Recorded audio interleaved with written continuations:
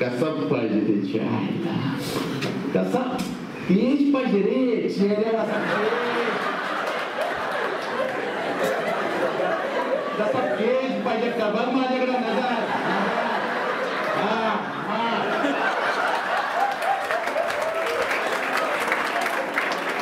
युवा कसाला नजर कशी पाहिजे, नजर पाहिजे. दानवीर, दयावीर, धर्मवीर, युद्धवीर, महानवोजस्वी, तेजस्वी, राजनीती जाणकार, महावीर, महाभाऊ, महाबली, बली, अतुल बली, सुलक्षणी, वाऱ्याप्रमाणे वेगवान, गरुडासारखी नजर. संभाजी महाराज नजर.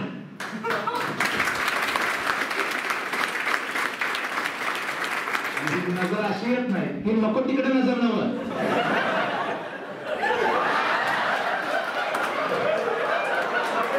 त्या नजरा नाही झाली,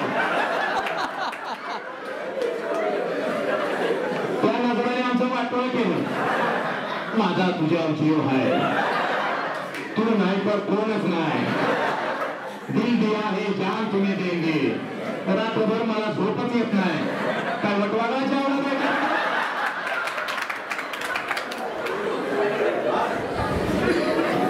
तुला काय एकदा आवाज वाटतो बाबा? आल्या आल्या जसा मी शायनिंग मारत आलो, तुम्हाला काय वाटलं असेल? आला आणला आमच्या बोकांडी. आता बोकांडी होता, आता बसवला आमच्या बोकांडी. आणि माझं पण असं स्टाईल असं असं. आणि मग मी जर उभा राहिलो असतो असं तुम्हाला म्हणायला लागलो असतो, जीवन असं असतं, संघर्ष करा, हे करा, आणि असं माग आलं असतं तर तुम्ही पुढचे काय म्हणला असता? तसाच माग जाते, तसाच बड भर ते जायला. तू एक कमी होतास म्हणून आलास आता आम्हाला सांगायला. पण आता तुम्ही प्रत्येक जण बोला असं करू का? काय झालं घेतलं ना, कारण द्यायचं नाही आता. कारण मी जसा आलो हातामध्ये अंगठ्या, हे रुद्राक्ष, हे असं काय पोट तर पत्ताच नाही. आणि असं मी आलो बसलो आणि ते माझ्याबद्दल माहिती सांगतोय, सर असं आहे, सर तसं आहे. तर तुम्ही म्हणत होता तुझ्या आईला तर सराच्या बळ आले. तुमच्या मनात काय चाललं तुम्हाला माहिती आहे ना? तुमच्या मनात चाललेलं होतं तसं. आणि मग मी तसाच, म्हणजे माझं दिसणं पहिल्यांदा दिसलं तुम्हाला. आणि आता काय दिसलं माझं? दिसणं, बरोबर का? आता मगाशी सांगितलेला पार्ट विसरायचा नाही हसण्याच्या नादात. तो आता ब्लॉक झाला ना एकदा, आता हा पार्ट. आणि तुम्हाला काय दिसलं? माझं दिसणं दिसलं, म्हणजे असं तसं, मी शिव काय पीळ मारतोय, तिथं जातोय, असं सगळं दिसणं दिसलं. पण हे दिसणं क्षणिक असतं. याच दिसण्यामध्ये जर मी असा घेतला असता आणि म्हणलं असतं बाबासाहेबांनी खूप काम केलं, 24 तास काम केलं, तुम्ही म्हणला असता तू पण कर जरा, तू इकडे कशाला आलायस? ज्या वेळेला मी माईक हातात घेतला त्यावेळेला माझं दिसणं संपलं. माझं दिसणं जर चालू राहिलं असतं तर तुम्ही माझा स्वीकार केला नसता. ज्या क्षणाला मी माईक हातात घेतला माझं असणं सुरू झालं.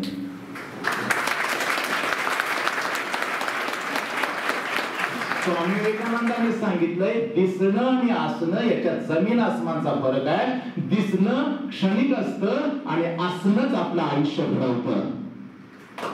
असणं आपलं आयुष्य घडवतं. गोलमेज परिषदेमध्ये ज्या वेळेला विश्वरत्न डॉक्टर बाबासाहेब आंबेडकर उभे राहिले, अमेरिकेच्या शिकागो परिषदेमध्ये ज्या वेळेला स्वामी विवेकानंद उभे राहिले त्यावेळेला क्षणापुरतं त्यांचं दिसणं होतं. पण ज्या वेळेला बाबासाहेबांनी आपलं मुख उघडलं, ज्या वेळेला माझ्या स्वामी विवेकानंदांनी आपलं मुख उघडलं आणि संपूर्ण विश्व मुठीत घेतलं, कारण त्यांनी असण्याला घडवलं होतं. असण्यासाठी आजपर्यंत झालंय उलट. आम्ही आमच्या दिसण्यावरतीच खर्च केला आयुष्यभर. माझे केस कसे, माझं हे कसं, माझं हित फोडी आले, मला हित फोडा आला, माझे मुशीकडे गेले, माझे पॅन्ट अशी झाली, याच्यावरच आम्ही खर्च केला आणि असण्याकडे आम्ही लक्षच दिलं नाही. आणि संघर्षाच्या काळामध्ये दिसणं महत्वाचं नसतं, उपयोगी येत नाही, तर संघर्षाच्या काळामध्ये साला तुम्ही काय असताना हे महत्वाचं आहे. समोर माझ्या 50,000 लोक असतात व्याख्यानाला, 50,000. मग मला ते अशी म्हणणार आहेत का, तू काही बोल, दिसाय जरा बरा दिसतोस, आम्ही ऐकत बसतो. दगडानं मारतील ठेचून मला,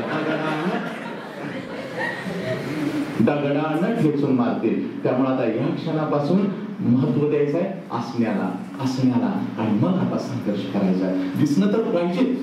बाबासाहेबांच्याकडे बघा, छत्रपती शिवाजीराजांकडे बघा, माझ्या शाहू महाराजांच्याकडे बघा. काय तो कसा तरुण आहे, काय तर आम्ही घुबडवरी. आज जाणार आहे काय दोन लेक्चरला, माझी पण साई करशील का जरा?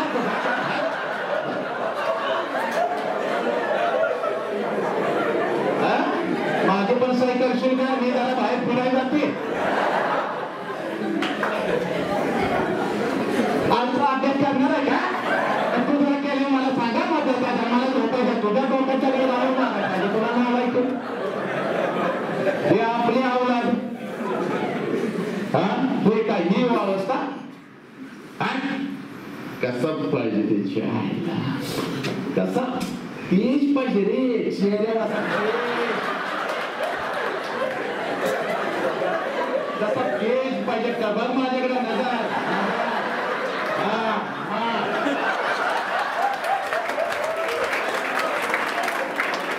युवा नसाला नजर कशी पाहिजे?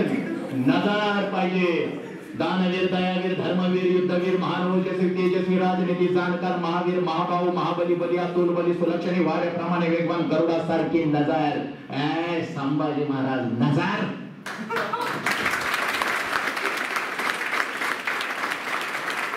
नजर अशी येत नाही की नको तिकडे नजर नव्हतं.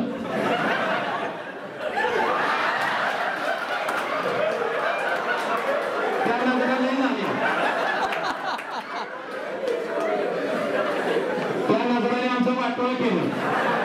माझा तुझ्यावर जीव आहे, तू नाही तर कोणच नाही. दिल दिया है जान तुम्हें देंगे. रात्रभर मला झोपच येत नाही. काय वटवाघाच्या आवडत आहे का?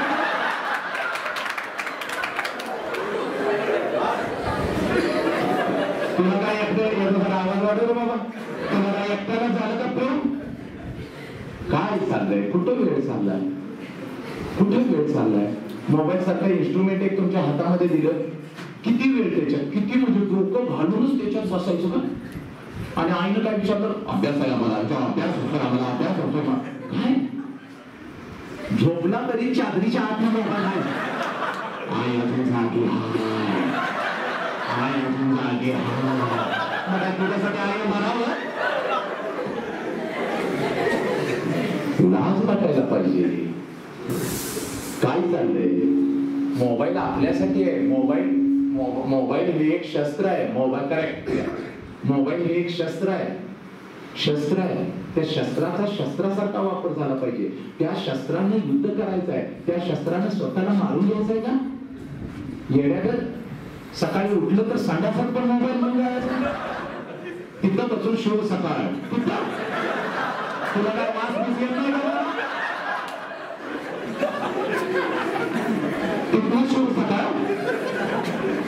आणि ज्याला पाठला तरी त्याच लायकीच आहे. ते म्हणताय काय करतोय? ते म्हणताय नाश्ता चाललाय.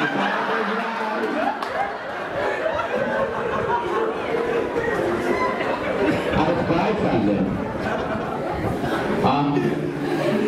नशा पाहिजे. बघा, तुम्हाला ही वय इथंच पाय घसरण्याची शक्यता असते म्हणून सांगतोय. व्यसन करायचं का? 1,00,000% व्यसन पाहिजे. डुलायचंच. तुम्ही आम्ही नाही व्यसन करायचं तर कोणी करायचं? कोणी करायचं? काय म्हातारड्याने करू द्या. तुम्ही आम्हीच बसा. पण कसलं व्यसन करायचं? जे व्यसन कधीच उतरलं नाही पाहिजे. दारूचं व्यसन 2 तासात उतरतं. 2 तासाचा वाद उतरल्यावर दुःखात. व्यसन कसं पाहिजे? निघून जाऊन किती वर्ष झाली छत्रपतींना, निघून जाऊन किती वर्ष झाली माझ्या बाबासाहेबांना, पण चला अजून भारताची नशा उतरली नाही ना बाबासाहेबांची नशा उतरली नाही.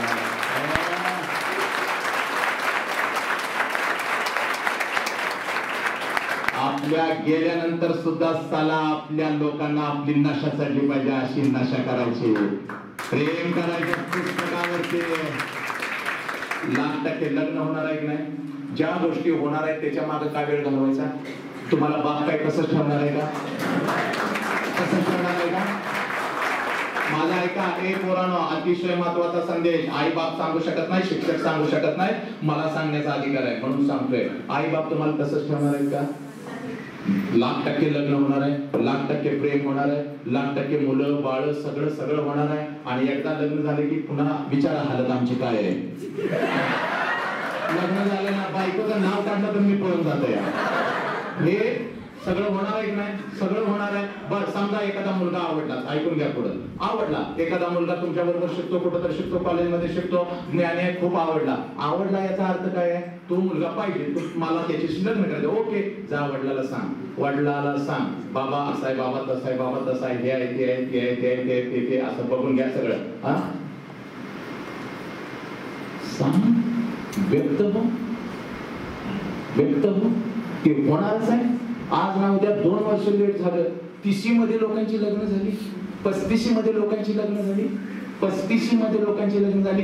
पण 35 मध्ये पुन्हा संघर्ष करता आला नाही, पुन्हा विषयीतलं ज्ञान घेता आलं नाही. म्हणून या वयात अगोदर ज्ञान घ्या, या वयामध्ये अगोदर महत्त्व.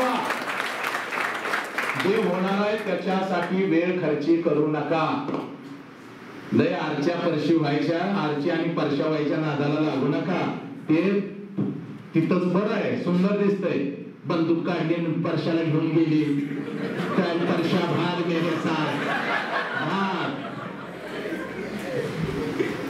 शायनिंग मारू नका. आलं लक्षात? सगळा विचार झाला पाहिजे. एकच ध्येय, मृत्यूच्या दारात हसणाऱ्यांची ही माती आहे. कुठं? मृत्यूच्या दारात. यावन रावण की सभा, शंभू बंधो बजरंग, लहू लसत सिंधूर सम, खूप खेळलो रणरंग. औरंगजेबाच्या कैदेमध्ये संभाजी राजा आहे, देहाचे तुकडे तुकडे झालेले आहेत, अंग रक्ताने माखलेला आहे. अशा वेळेला कवी कलश आणि औरंगजेबाच्या दरबारामध्ये कवी कलश आणि संभाजी राजे हसतायत. आणि कवी कलश म्हणतोय, राजन तुम्ही कसं दिसताय? यावन रावण की सभा, शंभू बंधो बजरंग. म्हणजे आता मृत्यूची वेळ आलेली आहे, तरी सुद्धा कवी कलश राजाला म्हणतोय, राजन रावणाच्या सभेमध्ये जसं हनुमंताला बांधून आणलं आणि हनुमंताच्या अंगावरचा सेंदूर जसा उजळून दिसतोय, तसं तुमच्या अंगावर जखमीतून आलेलं रक्त तुम्हाला शोभून दिसतंय.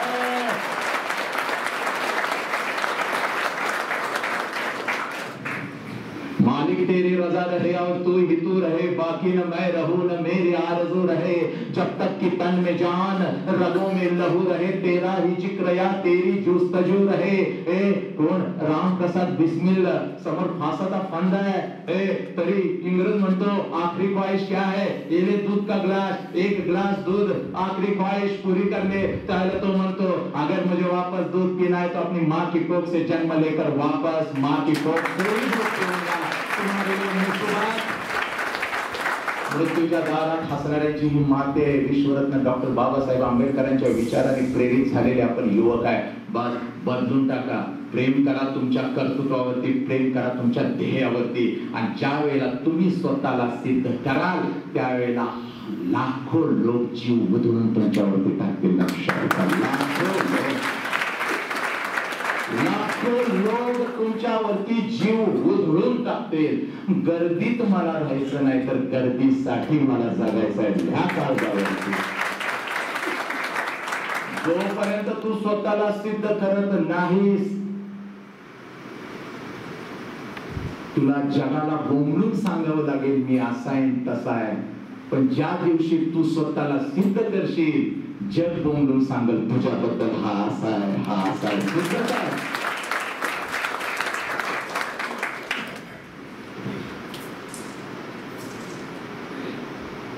काढून आयुष्यातून काढून टाकून. माझी डिग्री आहे साहेब, हे सांगणं गरजेचं आहे. बाबासाहेबांचा पुत्र जर मी आहेच तर बाबासाहेबांच्या पुत्राचं शिक्षणही जाणून घ्या. जास्त वेळ मी तुमचा घेणार नाही. माझं शिक्षण आहे BFA bachelor of fine arts in Bharatanatyam, Nalanda नृत्य कला महाविद्यालय, मुंबई विद्यापीठ. माझे पहिले गुरुजी आहेत पंडित बद्रीप्रसाद कुलकर्णी आणि माझ्या दुसऱ्या गुरुवर आहे Padma Bhushan doctor Kanak Rele, founder of Nalanda. Bharatanatyam 7 शास्त्रीय नृत्य कला. आपल्या समाजातलं हे पोरग ज्या वेळेला 10वी झाली त्यावेळेला कोण D.Ed ला चाललेलं होतं, कोण B.Ed ला चाललेलं होतं, कोण इंजिनिअरिंगला चाललेलं होतं, कोण डिप्लोमाला चाललेलं होतं. मला नृत्य शिकायला जायचं होतं. नृत्य शिकायला तेही भरतनाट्यम नृत्य.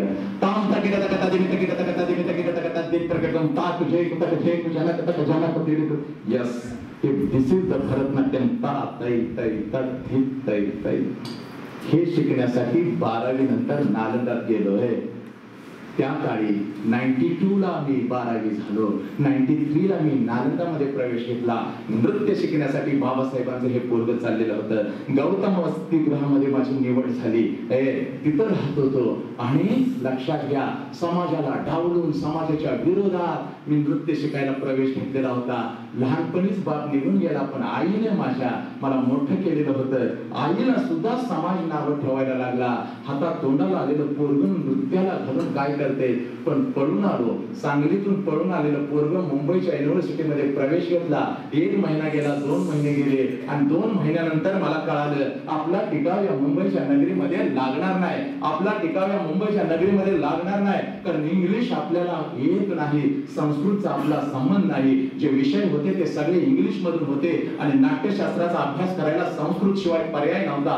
संस्कृत कधीच कानावरती पडलेलं नव्हतं आणि इंग्लिश तर माझं अतिशय कमजोर होतं. आपला टिकाव लागणार नाही. आपण नृत्यामध्ये बाप आहे, पण थेरपिकली आपण झिरो आहे. सोडून निघून जायचं ठरलं. रात्री विचार केला. दुसऱ्या दिवशी सकाळी सगळे माझे रूममेट, माझे मित्र कॉलेजला गेल्यानंतर आपण पळून जायचं ठरवलं. रात्रीच बॅग भरून ठेवली. सगळे विचारत होते बॅग का भरतोय. खोटं सांगितलं. एज्युकेशनल ट्रिपला नालंदा बरोबर 4 दिवसासाठी चाललोय म्हणून बॅग भरले. ट्रंक होती पत्र्याची, भरून ठेवली. दुसऱ्या दिवशी सकाळी 10 वाजता सगळे गेल्यानंतर मी 11 वाजता वसतिगृह उतरलं. खाली आलो. खाली आल्यानंतर समोरून पोस्टमन आला.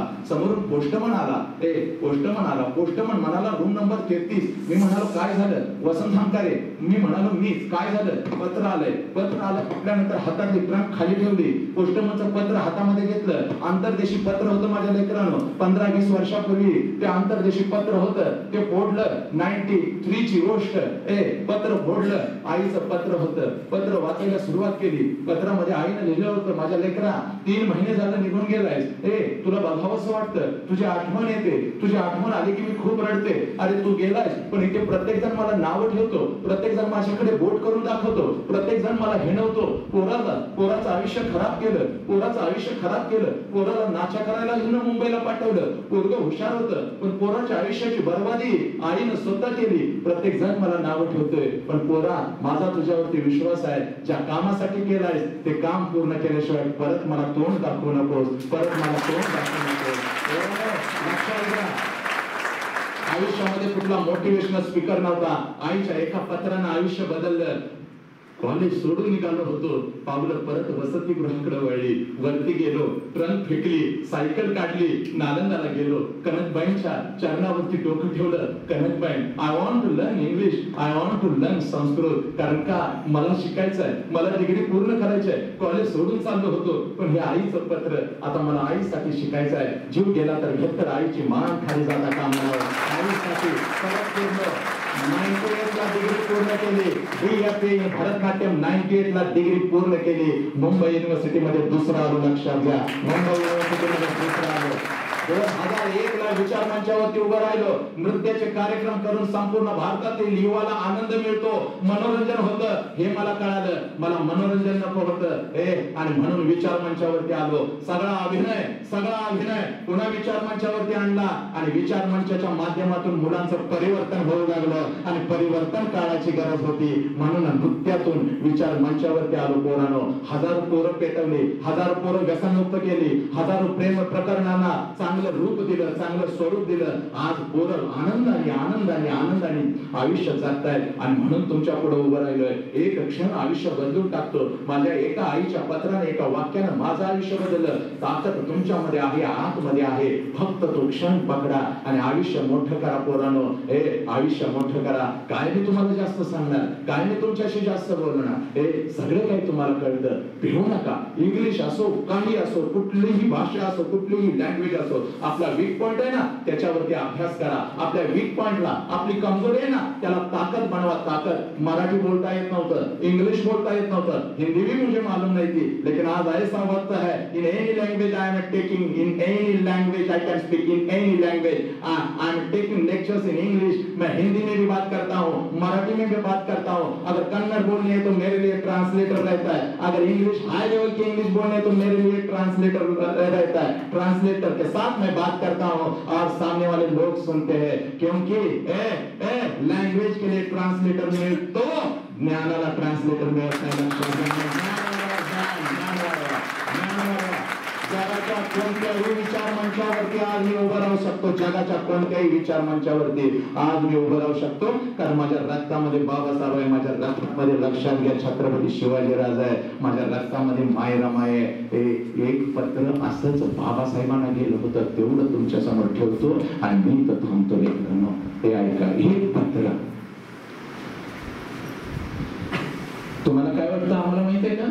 मलाही वाटत होतं हा आमचा अधिकार आहे, हा आमचा हक्क आहे, हे 6,000 रुपये आम्हाला मिळतात. नाही, चूक. आतापर्यंत आम्हाला स्कॉलरशिप मिळाली, हे आमचा हक्क आहे. नाही, तुमचा हक्क नाही. तुमच्यासाठी अखंड कुटुंब या लोकांनी जाळलेलं आहे. बाबासाहेबांना 5 मुलं, यशवंत, गंगाधर, इंदू, रमेश आणि राजरत्न. 5 पोरं बाबासाहेबांना. हे लेकरांना ऐका, बाबासाहेबांना 5 लेकरं, यशवंत, गंगाधर, इंदू, रमेश आणि राजरत्न. आणि 1926 ला बाबासाहेबांनी दत्तोजी पवार यांना लिहिलेले एक पत्र आहे, आणि त्या पत्रामध्ये दत्तोजी पवार यांना बाबासाहेब लिहितात, कारण 1926 ला बाबासाहेबांचा राजरत्न नावाचा मुलगा त्यांनी शेवटचा श्वास बाबासाहेबांच्या मांडीवरती सोडला. त्याला बाबासाहेब म्हणतात, बाप म्हणून प्रचंड दुःख काळजात आहे. अन्नातलं मीठ जर गायब झालं तर अन्न जसं बेचव होतं ना, अगदी तसंच माझं आयुष्य या 4 पोरांच्या जाण्याने झालेलं आहे. तुमच्या आमच्यासाठी बाबासाहेबांनी 5 पैकी 4 पोरांना डोळ्यात देखत मोठमाती दिलेली आहे. तरी सुद्धा बाबासाहेब म्हणतात, मला लढावं लागेल, कारण माझा प्रत्येक भारतातला युवक आणि युवती घडला पाहिजे. यांच्यासाठी माझं दुःख मला काळजातच दाबावं लागेल आणि मला घडावं लागेल, मला घडावं लागेल. म्हणून 4 पोरांना मूठमाती दिल्यानंतर, 4 पोरांना मूठमाती दिल्यानंतर या सगळ्या सुविधा आपल्याला मिळतात. आपल्याला मिळणाऱ्या ज्या सुविधा आहेत त्या सुविधामध्ये 4 पोरांचं बाबासाहेबांच्या बलिदान आहे. पोरांनो, हे विसरू नका. संभाजी राजाने देहाचे तुकडे करून घेतलेले आहे तुमच्या आमच्यासाठी. हे बलिदान आहे त्याचं. माई रमाईचं पत्र आहे. 1913 ला ज्या वेळेला बाबासाहेब अमेरिकेला कोलंबिया विद्यापीठामध्ये बाबासाहेब गेले, त्यावेळेला 1913 चं माई रमाईचं पत्र बाबासाहेबांना आहे. आणि बाबासाहेबांना माई रमाई पत्र लिहिताना लिहिते, आदरणीय वंदनीय बाबासाहेब, हे पोरीनो पोरानो ऐका, पत्र काय आहे. आदरणीय वंदनीय बाबासाहेब, आईच्या नात्यानं सांगणं गरजेचं आहे, बापाला कळणं गरजेचं आहे, म्हणून हे पत्र लिहित आहे बाबासाहेब. पण पत्र वाचल्यानंतर हातातलं पुस्तक मात्र खाली ठेवू नका बाबासाहेब, हातातलं पुस्तक खाली ठेवू नका. आपण अमेरिकेला गेला तेव्हा 4 महिन्याची मी पोटोशी होते.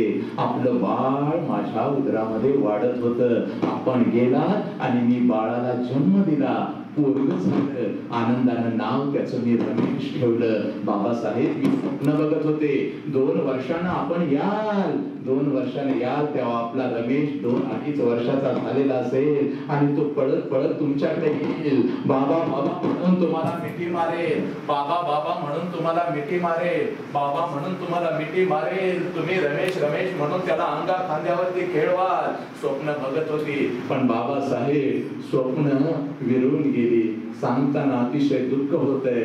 तुम्हाला न भेटताच आणि तुम्ही त्याला न भेटताच आपला रमेश औषधाविना आणि अन्नाविना तुम्हाला मला सोडून कायमचा निघून गेला. बाबासाहेब कायमचा निघून गेला.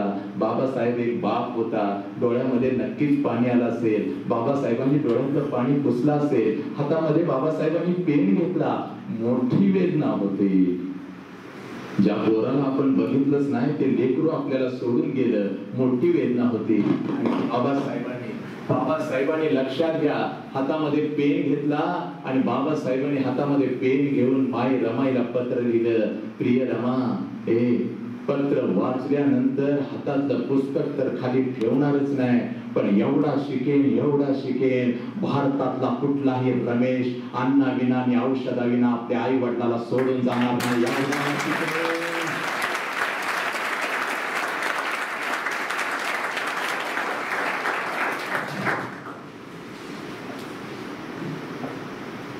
बाबासाहेबांनी तुम्हाला दिलेला शब्द पाळला. आम्ही जर बाबासाहेबांच्या नावाने सवलती घेतो ना, तर आम्ही बाबासाहेबांना काय देणार आहे याचा विचार आज रात्री करायचा. हातात पुस्तक घेऊन बाबासाहेब होता येत नाही, मिशी वाढवून संभाजी राजा होता येत नाही, आणि दाढी वाढवून कधी छत्रपती शिवाजी राजा होत नाही, तर त्यांचे विचार रक्तामध्ये उतरवूनच बाबासाहेब होता येतं आणि छत्रपती शिवाजी राजा होता येतं.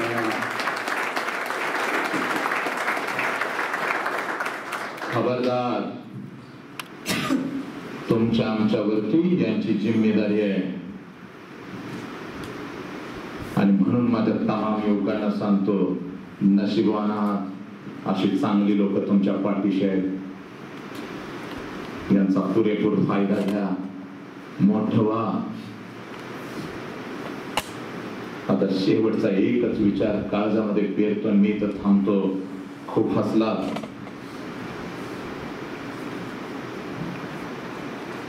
1891 ला हा प्रज्ञा सूर्य धरतीवरती आला. 1891. 1897 ला सातारा कॅम्प स्कूल इथं बाबासाहेबांनी इयत्ता पहिली मध्ये प्रवेश घेतला. 97 ते 2023 पर्यंत शिक्षणाचा हा यज्ञ चालू होता. 2013च्या जानेवारी मध्ये बाबासाहेब BA पास झाले. ऐका आता,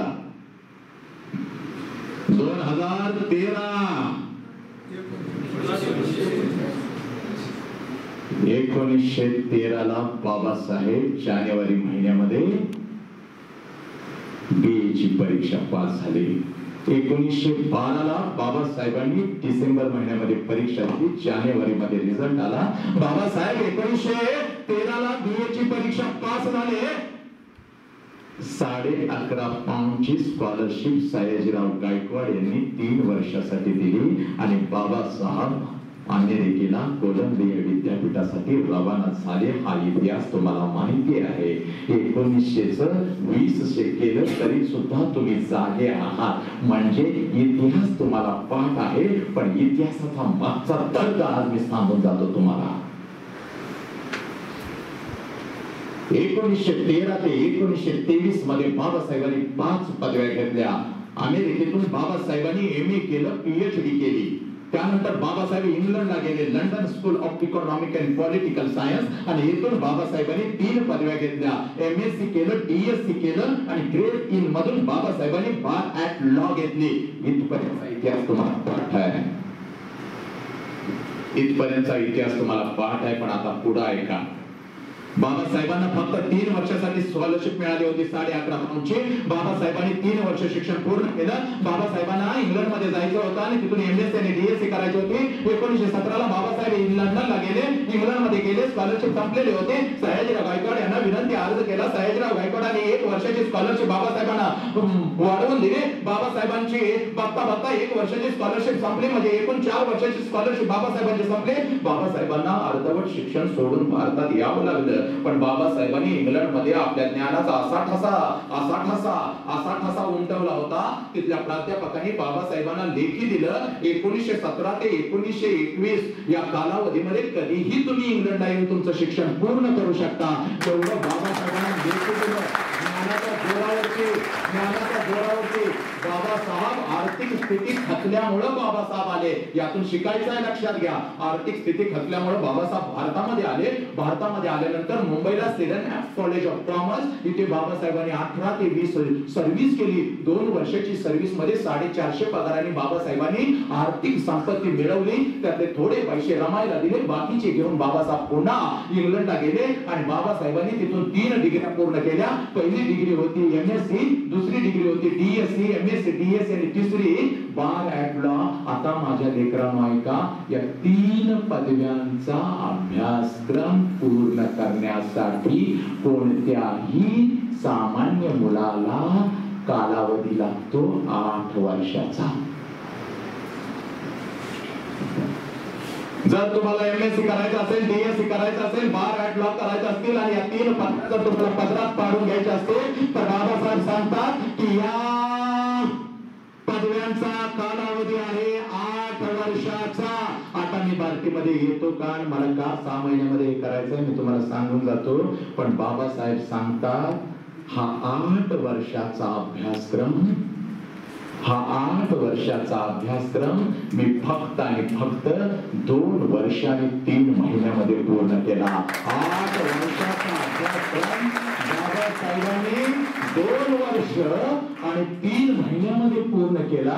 आता तुम्ही असं म्हणाल, जे बाबासाहेबांना माहितच होतं, तुम्ही युवा असं म्हणाल बाबासाहेब प्रखर बुद्धिमत्ता घेऊन जन्माला आले होते म्हणून हे बाबासाहेबांना शक्य झालं. तर बाबासाहेबांचं एक छोटंसं पुस्तक आहे 60-70 पानाचं, जे बाबासाहेबांनी स्वतः लिहिलेलं आहे. बाबासाहेबांच्या आत्मचरित्र म्हणून छोटंसं पुस्तक आहे, कधी तर वाचा. त्या पुस्तकामध्ये बाबासाहेबांनी लिहिलंय, युवकांनो असं समजू नका की मी प्रचंड बुद्धिमत्ता घेऊन जन्माला आलो होतो, तर मी एक सामान्य मुलासारखाच होतो. याचं उदाहरण देऊन बाबासाहेब पटवून सांगतात, इयत्ता 1ली पासून म्हणजे 1897 पासून 2013 पर्यंत BA चा रिझल्ट तिथपर्यंतचे माझे जर गुण बघितले, परीक्षेत मला मिळालेले गुण बघितले, तर मी कधीही प्रथम श्रेणीमध्ये उत्तीर्ण झालो नाही, मी कधीही द्वितीय श्रेणीमध्ये उत्तीर्ण झालो नाही, तर मला तृतीय श्रेणीमध्येच उत्तीर्ण व्हावं लागतं. एवढा मी सामान्य मुलगा होतो. पण हा ज्ञानाचा यज्ञ मी चालू ठेवला आणि भारताच्या राज्यघटनेपर्यंत मी पोहोचलो. कारण का,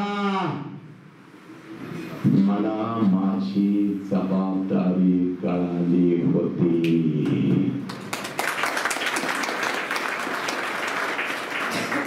2 वर्ष 3 महिन्यात मी अभ्यासक्रम पूर्ण केला, कारण मला माझी जबाबदारी कळाली होती. पोरांनो पोरीनो, शेवटचा मुद्दा एका सांगतो आणि मी इथं थांबतो. तुम्हाला तुमची जबाबदारी कळाली आहे का?